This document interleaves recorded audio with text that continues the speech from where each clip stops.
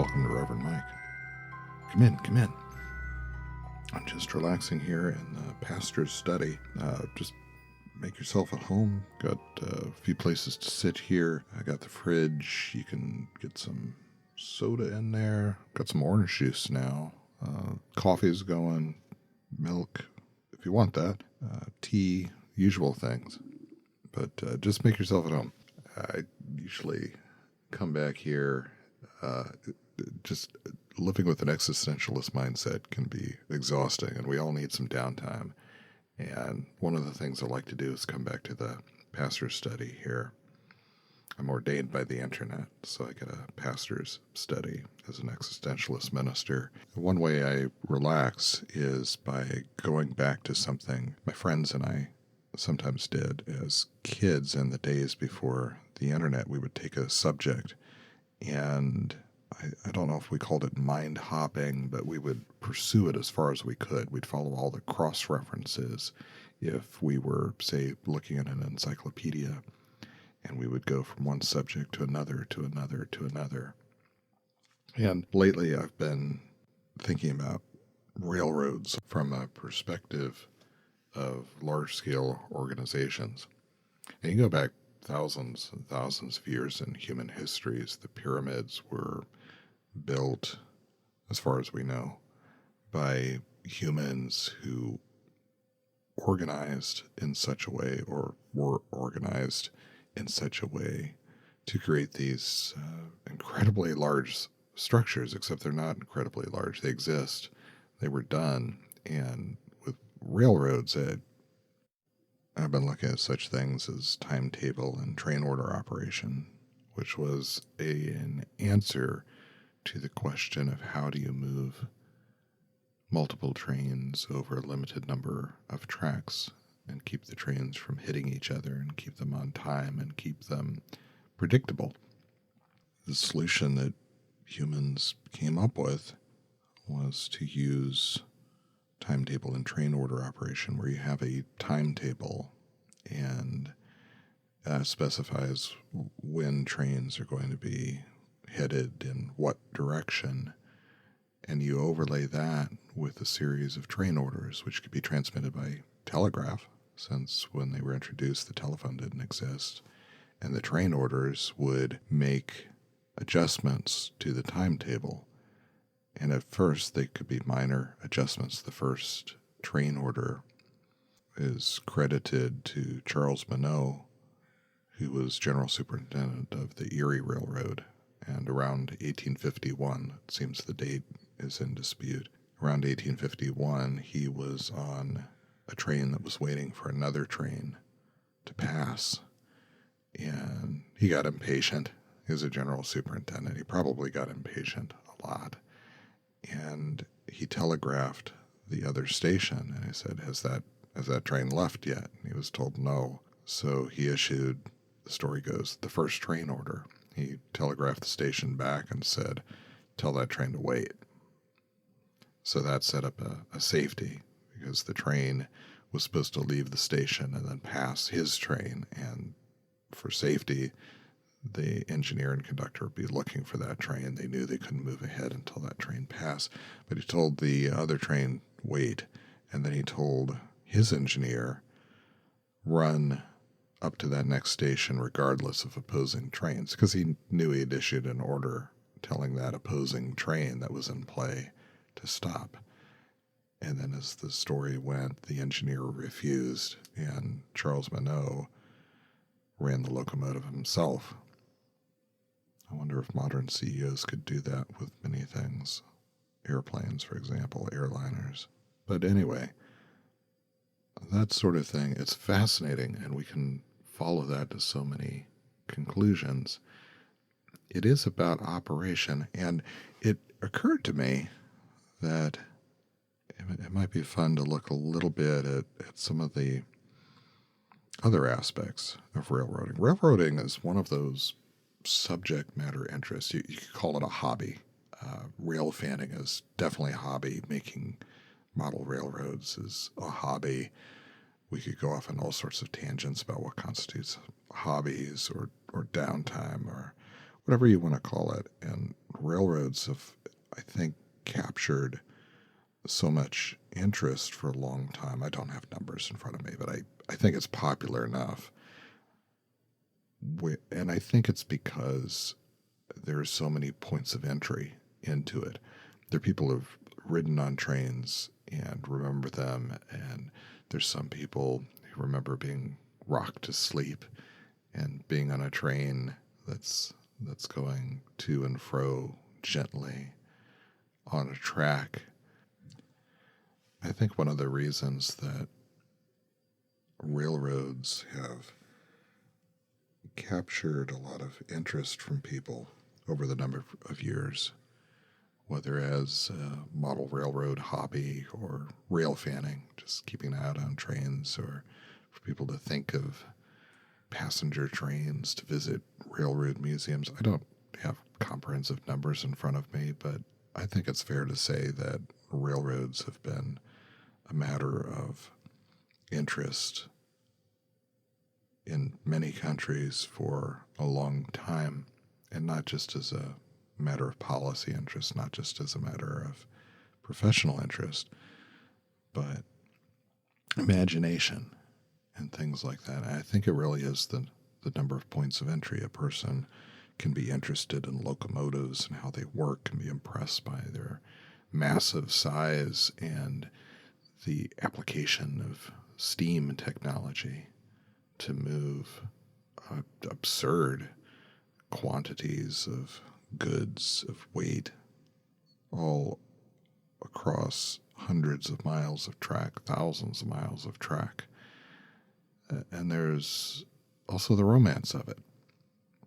And some people, I wonder if some of that is deep-seated. There's certainly marketing for the express trains going back at least to the 1950s, the wonderful dining cars, the club car. One of my favorite movies is White Christmas, and there's a great scene on a train where the main characters are headed from Florida all the way up to Vermont.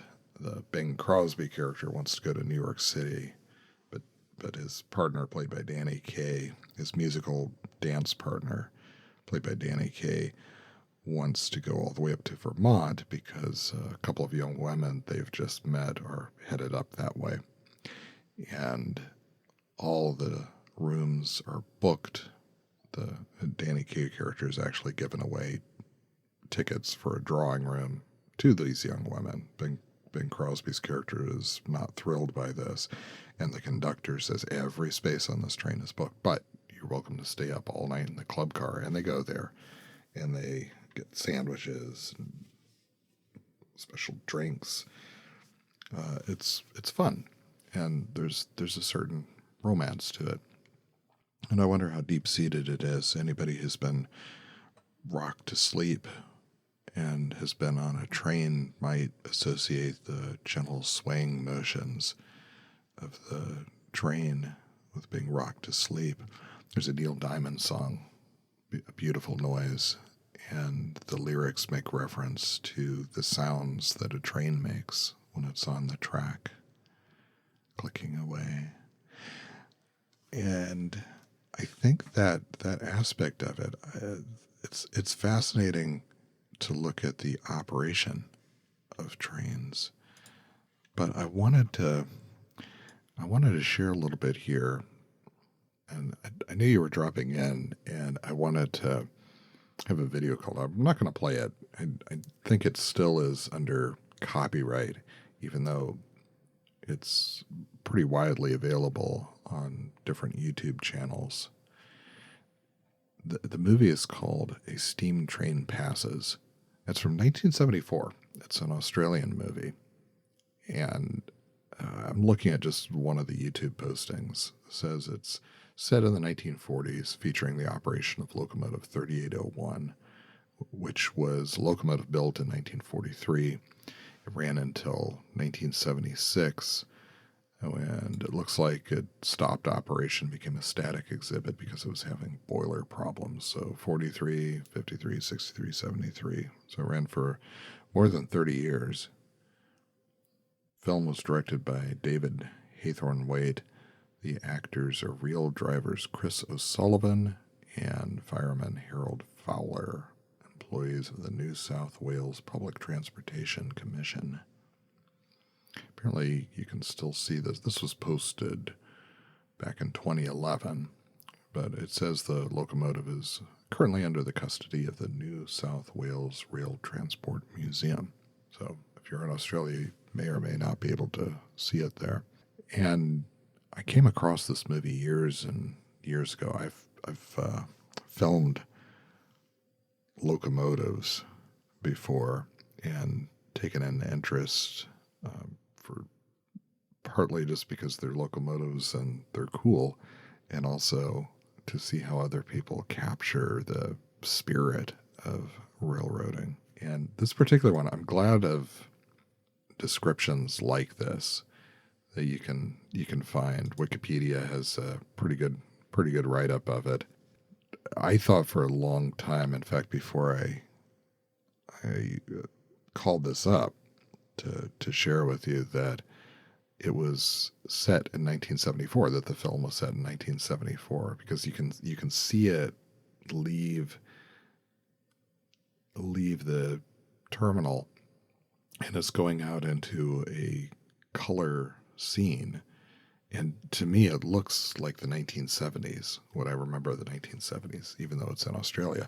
But according to Wikipedia, according to this write-up, it's definitely set in the 1940s. And as I went through it, you can start to see bits and pieces of that.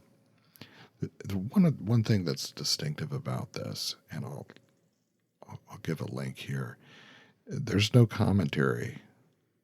The audio, most of it is just the train. There's some original music.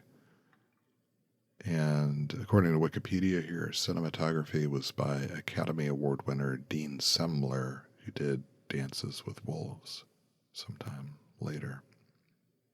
Won awards such as, 1974 Australian Film Institute Awards, Silver Kodak Award for Photography Documentary category, Bronze Medallion for Dean Semler.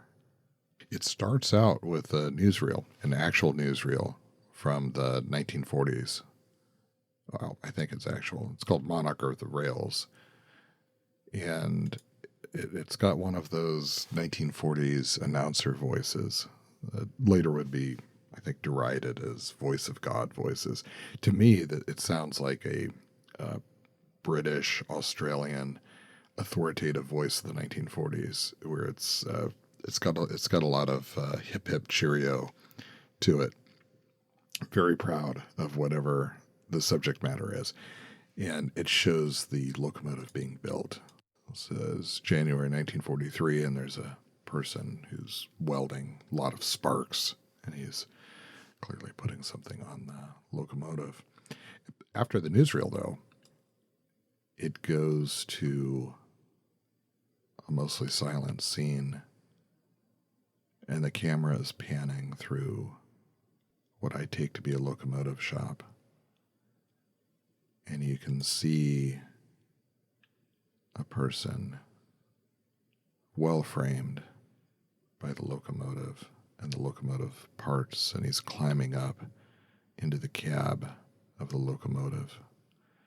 He lights a match, and he sets a torch of light. And he's taking that torch around, and he's looking at different parts of the train, and he dumps some material. I don't know what it would be. It's like if you ever had a fire starter log for a fireplace, it looks like that, all crumbled up. And he's put that onto a shovel. He's dumped it from a pail into a shovel, and he dumps it into the firebox. I think it's interesting that he lights this flammable material while it's on the shovel. He uses his torch to do that, and then he takes the shovel while it's burning, and he puts that into the firebox. Now he's inspecting the fire that's growing inside the boiler. The steam gauge is going up and up and up. The whole locomotive is, I think, from condensation, dripping water. And it continues, just looking around the locomotive, taking that torch and inspecting different pieces, taking an oil can, putting oil at the various points where it belongs. If you're interested in this, it's worth watching. And it's quite noisy, but there's no dialogue. There's nobody to explain what's happening. You just have to watch and take it in. And I think it's pretty self-evident. It's people getting this locomotive ready for its run. It's on a turntable, and then eventually it departs. And the first time I saw it, I thought it was departing into 1974 contemporary times, but according to the movie, it's actually the 1940s again. The camera just follows it on its journey through the countryside, going through various stations, and you can see people along the way. And they're dressed up to be from the 1940s. There's a 1940s car. There's a wedding at a church. The car gets a little push. So it's full of all that kind of scenery. There's a wonderful scene here. It's a station agent, I take it, and he's got a little ceramic teapot on an old-fashioned stove, and he's checking that. It's one of those films that's just full of ambiance, and it's heartfelt, and you can really immerse yourself in it. I think that's probably why it won so many awards. It is supposed to be depicting the 1940s, so in that sense it's fiction. I think it's also probably qualifies as cinema verite. Like the camera just captures what's in front of it, even if there is a director of photography, even if there probably is artificial lighting at work. It's just capturing what it sees. There's another aspect to this. I think a lot of people are familiar with, at least in the United States, with the MGM lion, part of the opening title sequence of so many MGM movies. There's a good history of that lion on Smithsonian Mag, and it goes back to at least the 1920s. I think it was actually possibly 1917. Leo the Lion, regular star of MGM Pictures, since it was founded on this day in 1924. And this day, what is that? April 17, 2017 is when the article was. The lion appears in this logo, and the logo says Metro-Goldwyn-Mayer. There's a circle. It's got some Latin words on it, and in the middle of it is a lion. And the really cool thing about it is the lion isn't just a static picture. It's moving, and it roars, and it really makes an impression. I think MGM, you can just glance at that and listen to it. You know who made that movie. The article talks about the history of it. There were, of course, different lions. The first one was named Slats. It wasn't Leo, and was used for silent pictures. And that was all updated. In the 1980s, it says MGM trademarked that roar, and it says the sound mark is now expired. And of course, there were a lot of spoofs of that. I remember, I think it was a Warner Brothers cartoon with a different animated animal appearing, possibly a cat. But there's a version of this at the start of A Steam Train Passes, is the newsreel portion. And the first thing that appears on the screen is an opening title for Cinesound Review. And the logo is different. Cinesound Review says The Voice of Australia, distributed by Cinesound Productions Limited. Cinesound Review in big letters. And in the middle of it, there's a kangaroo. And the kangaroo, like the lion, is moving around. It doesn't appear to make any sound. And it just kind of looks around a bit, and then it jumps right over the letters. You can even see the shadow of those letters, Review, at the bottom. And then it goes right into the newsreel title, Monarch of the Rails, and that's how it starts. The film is almost worth watching just for that opening sequence. It's all in sepia tone. It's the aspect ratio. It's very square. Looks just like a newsreel. And there's you can find different versions of it online. I came across a Facebook page from the National Film and Sound Archive of Australia from a few years ago. This says, between 1931 and 1970, a Kangaroo introduced 2,031 editions of the Cinesound Review newsreel. Several were featured over the years, some in crouching position, while others hopped out of frame. Newsreels covered significant events in social, cultural, and political history. And then there's another link, and that goes to the National Film and Sound Archive of Australia, newsreels, Cinesound Movie Tone. And this is a website that says pretty much what that Facebook post just says. It also says that the Cinesound Movie Tone Australian newsreel collection held at the NFSA comprises 4,000 newsreels from 1929 to 1975. I didn't realize newsreels went that long. And you can see a few. There's the title right there. This is a different setup, and it's a Kangaroo. It's more of a close-up. It says it's from 1964. And they have all of these other newsreels too. I wonder if Monarch of the Rails is included in this. I don't know why it wouldn't be. Monarch of the Rails. When my friends and I did this when we were young, we had the World Book Encyclopedia and Encyclopedia Britannica, and then we would have the school library, the public library. We didn't have Wikipedia. Nobody knew that existed because it didn't. Well, I don't see it here, but anyway, really appreciate you stopping in. This is pretty much what we do. In the pastor's study, it's a form of downtime, just trying to relax and follow some topics into different places. And that's a good place to end. Music is Frost Waltz by Kevin MacLeod and Compodec.com. Licensed under Creative Commons by Attribution 4.0 license. http://creativecommons.org/licenses/by/4.0/. Until next time.